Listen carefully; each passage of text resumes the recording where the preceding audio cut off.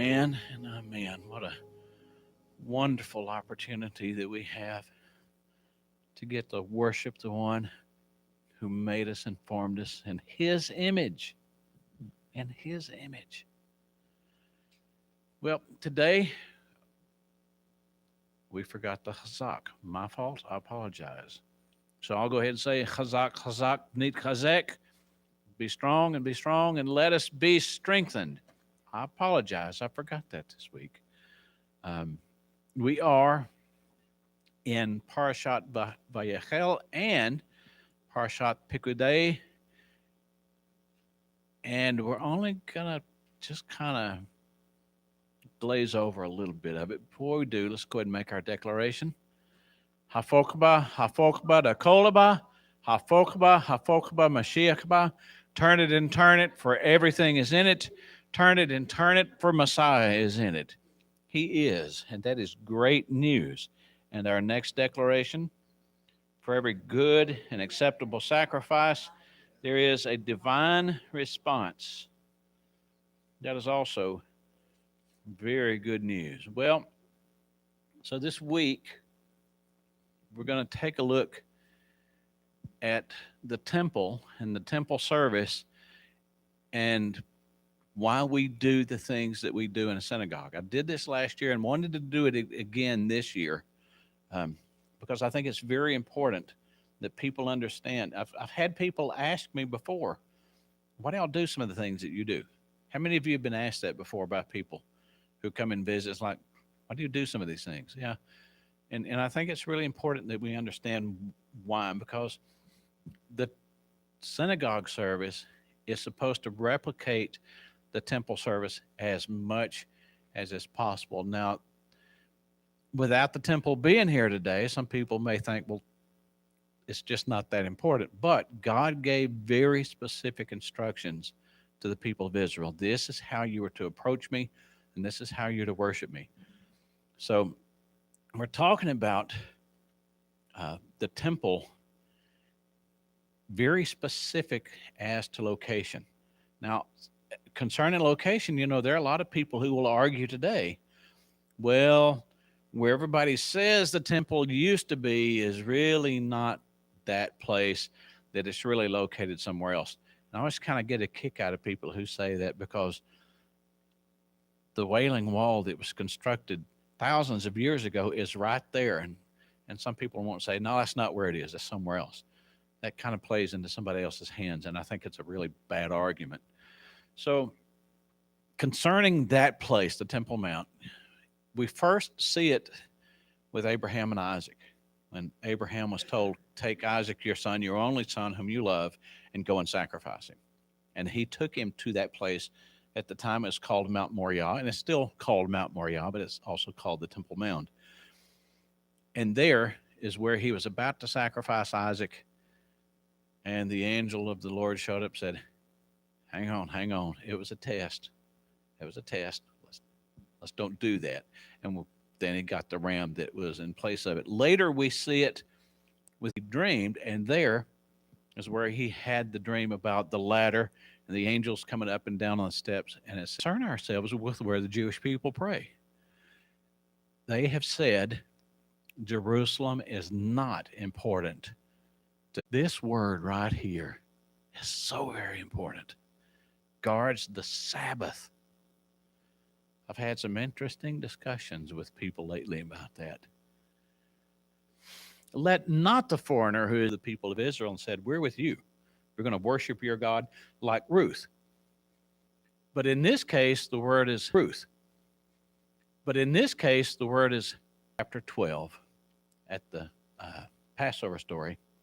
He says, don't let the foreigner eat this with you. It's not the word ger. It's the word necker.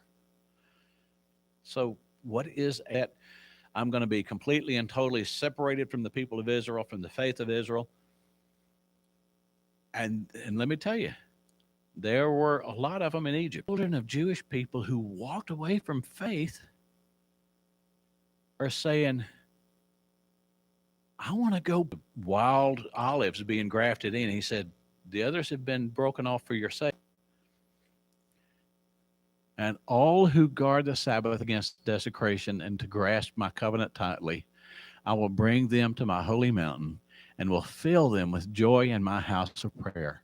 All those thousands of years ago, and we go in, we take the land. The temple is built under Solomon, and it's a wonderful, great thing. The temple defined Judaism, and it defined the relationship between the Jewish people and God. And if you really, really want to, you look at Numbers chapter.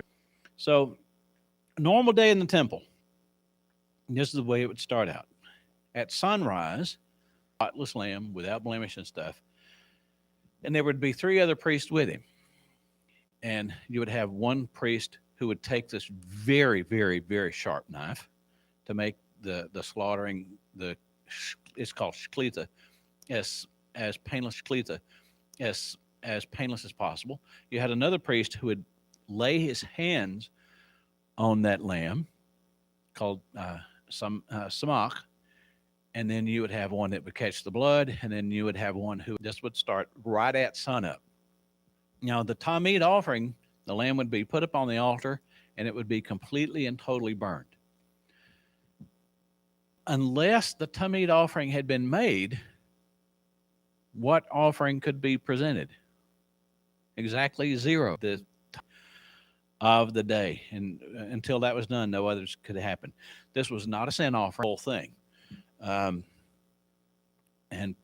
from that point on, then if somebody had an offering to bring, he or she could bring that offering. And there were several different offerings, and we'll talk about that a little bit later. Once the Tamid offering had been made, and Tamid means eternal, once that had been made, then the others could come along, and the ones that came along, that's what they would eat. Again, not a sin offering, but it would be roasted or stewed and given to the Kohanim. There are several different kinds of individual offerings. One would be called a Todah offering. If Darlene and I had been away buying camels, found out, for example, that you violated one of God's principles and you didn't intend to, let's say you went to get a breakfast burrito somewhere and you took a bite out of it and there's something funny in here. A sham is called a guilt offering, and that really doesn't make a lot of sense, but you could make the Asham offering anyway to say, I didn't intend to do that, and my heart known to God that I would not have done that on purpose, even though he knows everything already. And then there's the Nazir offering. If you're going to be a Nazirite, at the end of your Nazir vow, you would go, was another Tamid. It was right before sundown. They would take the last one, they would put it upon the altar, and it was to roast all night. Very important matter. The fire that was there never, ever, ever to go out. And it didn't. From the time that God started that fire in Leviticus, as we'll see next week, until the time of King Zedekiah. Morning Tamid, one for the Musaf offerings, and another time of the day for the last Tamid offering. And it just kind of kept going for quite a while. So for a lot of the people of Israel being so far away from the temple, you've got Jerusalem to last for decades. Do you know what their problem was? Christians within Jerusalem and around the temple and everything else, they were arguing and so contentious with each other. A lot of times they went and burned each other. Or Jesus, what are we doing? We're arguing. Just constantly bickering at each other over who's right about this and who's. The temple was destroyed because of idolatry. Now we know that later, when they came back, baseless hatred. So let's see. The first time the temple was destroyed, as we see from the reading this morning, Isaiah said the temple is going to be restored. We know that this prophecy has not yet been fulfilled. It will, and we know that at the end of 1,000 years, there's going to be that great war that speaks about. What are we going to do? We've been taken away from our homeland. We've been taken away from our temple. We can't make sacrifices. Now that they can't do it, suddenly it's important. How are we going to maintain who we entered into covenant with God at Sinai? Now what? And so they ended up getting 120 men together. Men like Ezra, Nehemiah, Haggai, Zerubbabel, on and on the list goes. Isaiah, Daniel. These are all men who were part of this 120 men called the Anshe Knesset Hagdolah. Mordecai was another one of them. And so they were given this task: find out what happened and why did it happen. And so they looked to the only place that they knew to look, and that is into God's Torah. And they found out, we know what the problem is. The problem is we have committed idolatry. We have turned our backs on God. And the other one was we ignored the Shemitah, the 7 years. At the end of 7 years, 6 years, you let your servant go. And so that's what happened to them. And they said, we got to fix the problem. And so they came up with several things. One is we're going to have Jewish communities. We're not, we're going to have our own little places where we're all going to stick together. We're all going to stay together, and we're all going to remain together, because they knew if they didn't, they were going to get absorbed into the local culture and the local population, and they would have been gone.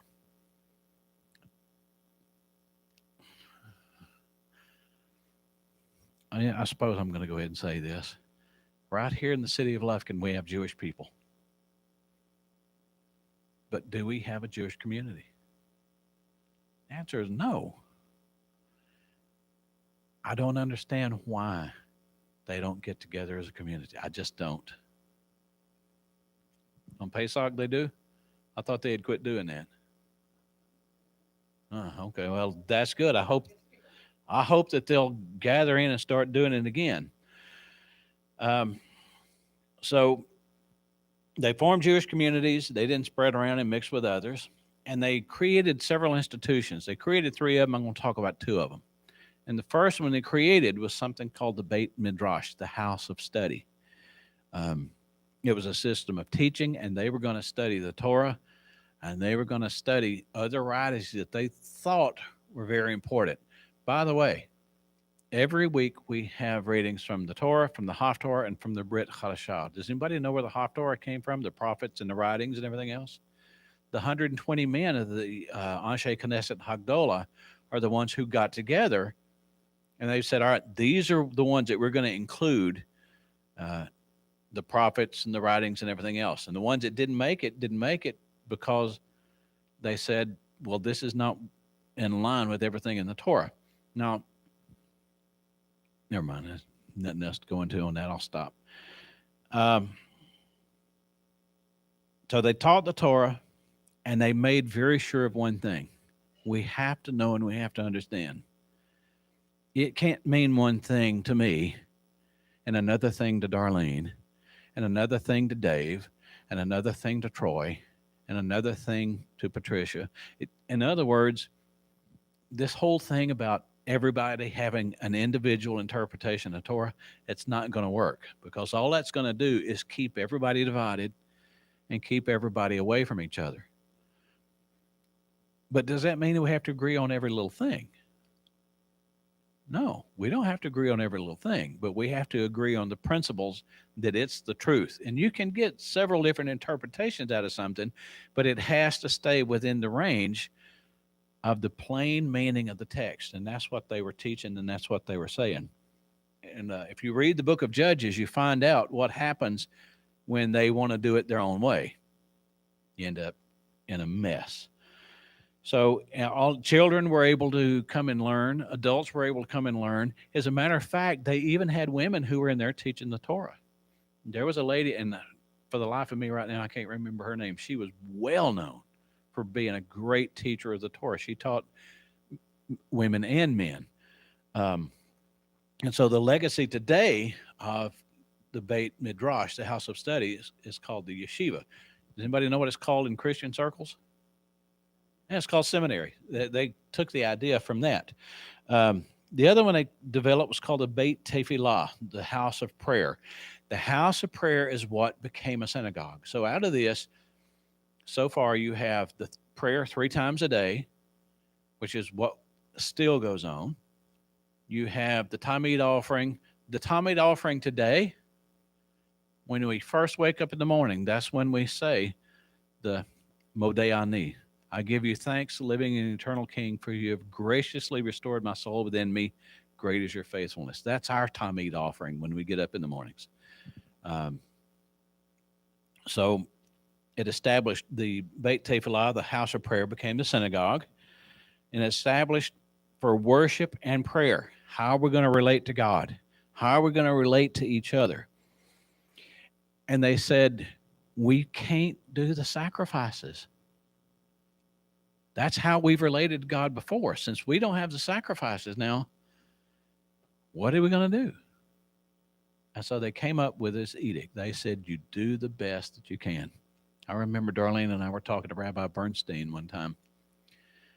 And, you cannot buy kosher meats here in Houston, in Lufkin. You just can't do it. And so we were talking to him about it, said, hey, we're not driving to Houston to buy kosher meat. That's just too far to go. And he told us, he said, you can't find it where I live either. You just do the very best that you can.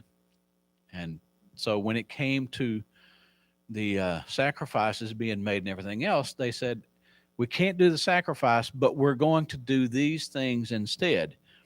And so they kept the mitzvot that could be done without the temple, but with the no Tamid offering, you couldn't have any other offerings that were established. So you just do what you can. And why do we do the mitzvah today without the temple? One reason and one reason only. Because we love God and because he said so. I love what Yeshua said. If you love me, keep my commandments. And Yeshua is God. So I don't understand why so many of our brothers and sisters are saying, all that was done away with. If you love me, keep my commandments. Okay. So this is why we have the synagogue today. These things have translated into what we now do for a synagogue. The purpose is to keep as much of the temple service as we possibly can. So the Tamid offering today, Modeh Ani, and the Shema upon arising. I'm going to chase a rabbit here real quickly. In the temple, when the Baruch was done, that was the call to worship. When the priest stood up and he said, Baruch Hu, that was calling everybody to worship. When I was in church as a kid, they give you these program type things. The first thing you open it up, what does the first thing say? Call to worship. And I remembered that and I thought, hey, that's pretty cool. They took something from the temple service here. And so the Baruch Hu would be the call to worship. And all of these things, we can't do the sacrifices, but we can do the rest of it. And that's where we get this thing that we call liturgy. Okay. So the service would start with what is called there in the temple. In the synagogue, the service would start with what is called the Birkat Shachar, the morning prayer. Today we call it Shacharit, which we do every Shabbat here at Besimcha. The prayers, the Psalms, all the things that the Levites did, and we do the Amidah. Here's the thing about the Amidah. Amidah means stand. So you can't make the sacrifices, but one thing that we can do is we can stand together and we can pray together. And that is as close to being the sacrifice that we can possibly do. It's the best that we can do, which is why during Shacharit and why during liturgy we stand for our prayers. This is the closest thing that we can do to it. After the Torah service, we have singing and we have songs and everything else. Well, in Babylon, after they did the Amidah stuff, they would take what is called the additional Psalms, and the Levites would sing. Well, now we have these music videos and we sing along with it. It's the same type of thing. Well, singing and messages are like the Musaf offering after we finish with the Torah service. And so this is the time that we would call the Musaf offering.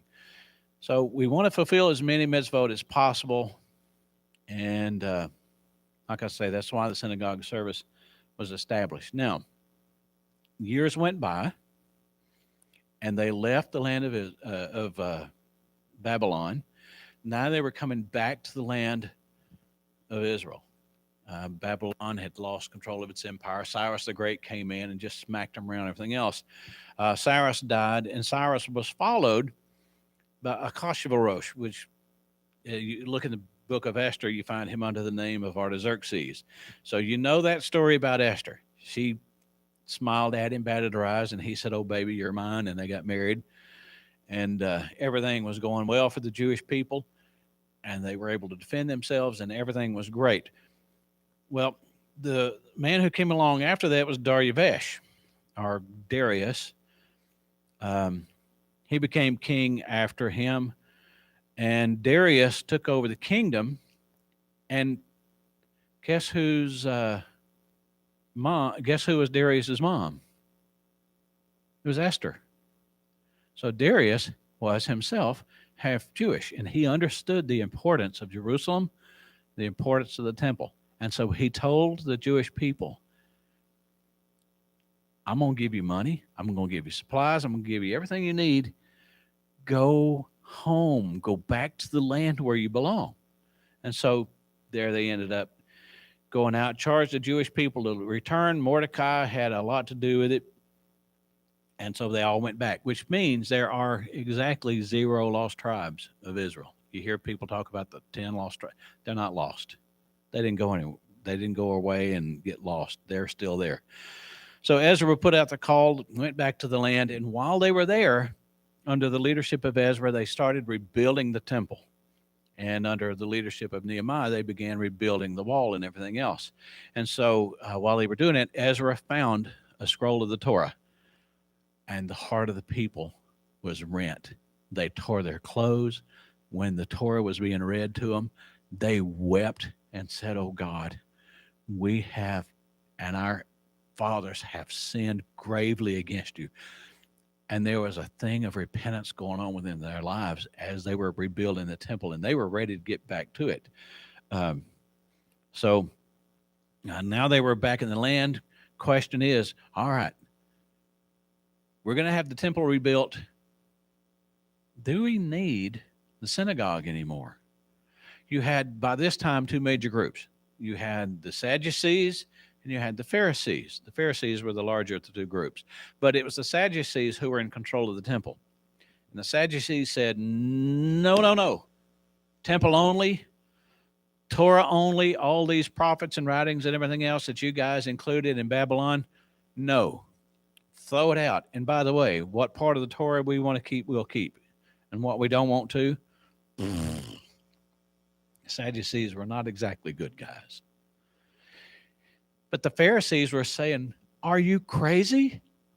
If we get back in the land, we get the temple, and we don't have houses of study and houses of prayer and houses of worship all over, it's going to happen all over again.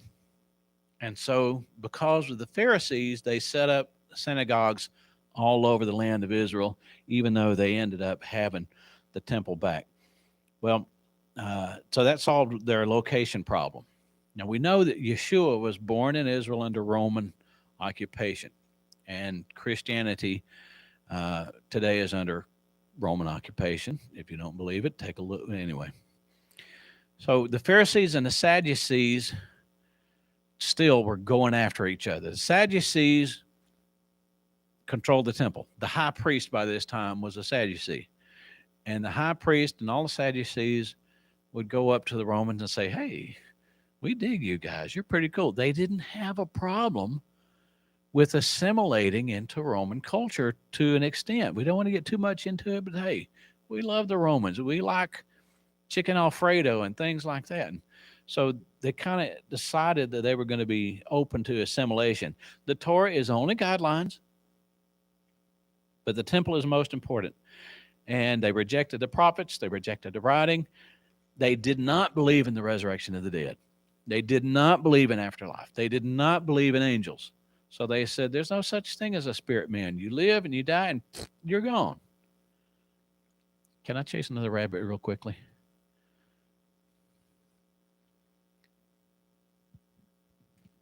We have a tradition from the Sadducees in synagogues today, and it's also in the Messianic synagogues. And that is Every week when we do the Shema, Shema Yisrael, Adonai Eloheinu, Adonai Echad, it is recorded that in the temple, when Israel was doing what they were supposed to do, that inside the temple they would see, just like Isaiah and just like others had seen, they would see heaven open up and they would see the angels around God's throne. They didn't see God, but they saw the angels around the throne. And they would, when they said the Shema Yisrael, and after the Shema, we say, Baruch Shem Kavod Malka. Did you know that in Orthodox circles today, they will not say the Baruch Shem Kavod Malkuto? You know why? Because that's what was written and recorded is they heard the angels say that in return. So what happened is, after the temple was destroyed the second time and Jewish people sent all over the place, a lot of them were in Europe and they got European education and everything else, and they got sophisticated and became reform. And they said, what? We don't believe in angels. So since we don't believe in angels, we're going to go ahead and say the Baruch Shem Kavod. And that's where that's come from. Just a little rabbit that I wanted to chase there for a moment. All right. The Pharisees. So you had the Sadducees and their power base at the temple and everything else. Now you've got the Pharisees, and the Pharisees did control some very important things. They controlled the synagogues, for one thing. They were very much into the traditional prayer that had come out of Babylon, which is our liturgy today. Very big into education. And still in the synagogues, you still commemorate the temple service and everything that you do. They were the majority in the land, and the vast majority of people in Israel were also Pharisees. So here's their doctrine. The entire Tanakh, what is today called the Old Testament, the entire Tanakh is Holy Scripture. The oral law is very good. The oral law is applied. Yeshua preached from it some. The disciples, Paul, all the believers in Yeshua, every single believer in Yeshua in the land of Israel was a Pharisee. Every single one of them. As a matter of fact, you don't find Yeshua teaching against Pharisaic doctrine. When Yeshua gets on to them, he gets on to them because their hearts aren't right. As a matter of fact, one of the greatest Pharisees was Gamaliel. You remember the book of Acts? And he was the one who said, hey, these people who believe in Yeshua, leave them alone. If it's of God, you can't stop it. And if it's not of God, it's going to die on its own. Very wise on his parts. So Yeshua ended up going to Pharisees and talking with them and discussing things with them. He would also go to the synagogues and he would teach there. Again, Yeshua and the Pharisees, they would argue over little things, but the way that they viewed how to walk out their faith and everything else was very much like. He was hard on them. He was really hard on them. I want to take a look at Matthew 23. Take a look what he told his disciples. Then Yeshua addressed the crowds and his Talmudim, the Torah teachers and the Purushim, or Pharisees, he said, sit in the seat of Moses. So whatever they tell you, take care to do it. In other words, what the guys who adjudicate the Torah are saying, this is how you walk it out. Do it the way they're telling you. Just do what they say, just don't do what they do, because they're hypocrites. Okay? So whatever they tell you, take care to do, but don't do what they do because they talk but don't act. Yeah. So Yeshua, he was saying, theologically, they're correct. How to walk it out, they're correct. But only with what they say, their hearts are corrupt. It's perfectly able to be theologically right if it's based on knowledge, and that's all it is. And that's where they were. So to close this up real quickly, where did Yeshua's trial take place? Yeshua didn't have a lot of clashes with the Pharisees that were big clashes. They were minor because they always kind of like, yeah, he's right. It was the Sadducees who hated him. And it was the Sadducees who had a real problem with Yeshua. Um, if you were under trial based upon charges against the Torah, you were tried before the Sanhedrin. So the Sadducees controlled the temple. The Sanhedrin was under the control of the Pharisees. So the charges against Yeshua were supposed to be tried in the Hall of Hewn Stone in the temple, which is where the Sanhedrin met. However, it was not there. It was held at Caiaphas' house instead. Does anybody remember who Caiaphas was? He was the high priest, which means he was a Sadducee. He was a Sadducee. He hated Yeshua because Yeshua was a threat. You had all these people who were coming along saying, Yeshua, Yeshua.